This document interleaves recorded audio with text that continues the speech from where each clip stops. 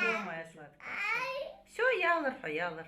Укол пусть и болючий, зато теперь организм трехлетней Камилы защищен от полиомиелита. Насколько опасно это заболевание, ее мама, как врач, знает хорошо. Так что сомнений, делать или не делать прививку, у родимых Азбиевой нет. Все ее дети вакцинируются с рождения, согласно календарю прививок. Я делаю практически все прививки.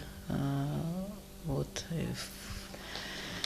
Пентаксим 4 раза мы уже делали. Сегодня у нас пятая прививка ИПВ я и Тхунтаун. Знаю, что бывают очень серьезные осложнения после полиомиелита. И параличи, и парезы.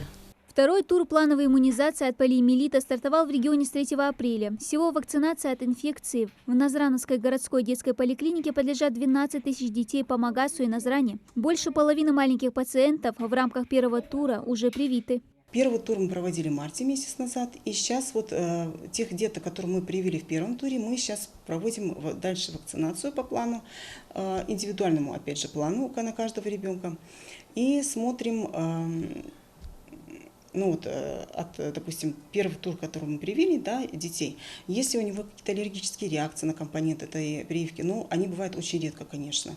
Это вообще единичный случай, который бывает, но у нас такого пока еще не было. Число родителей, приводящих детей на вакцинацию, возросло. Большую роль в этом сыграли консультации медиков с родителями. Последствия тяжелой формы полиовируса убедили многих в пользе прививки. Существует 3 вида полиомиелита. Первый, второй и третий серотипы. Если, допустим, ребенок заболевает первым типом, у него возникает стойкий иммунитет. Даже если он в какой-то легкой форме заболеет, у него уже вырабатывается именно на этот серотип, допустим, да, вот один из 3, если он заболевает одним из 3 серотипов, значит, а вторым и третьим он в последующем может заболеть.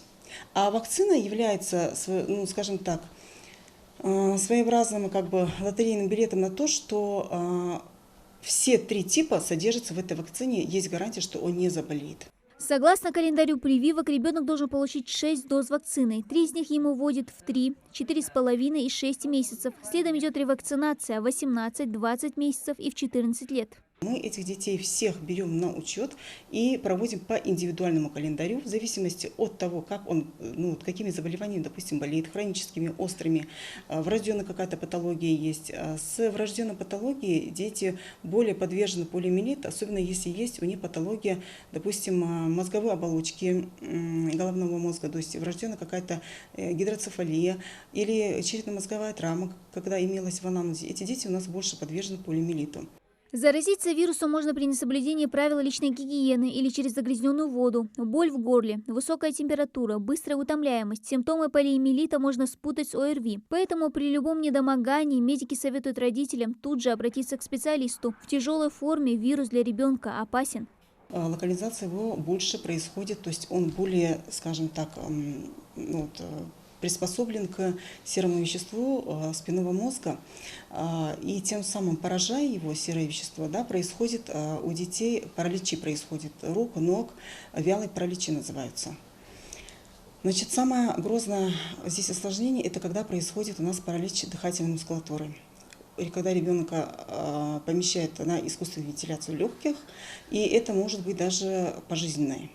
Второй тур иммунизации продлится до 9 апреля. Ну а медики напоминают, единственный способ уберечь от болезни – это своевременная вакцинация. Решение, делать прививку или нет, остается за родителем. Однако не стоит забывать, в случае заражения ребенка полиомиелитом в зону риска попадают все, кто с ним контактирует. Дана Плиева, Хамзат Халухаев, Новости 24.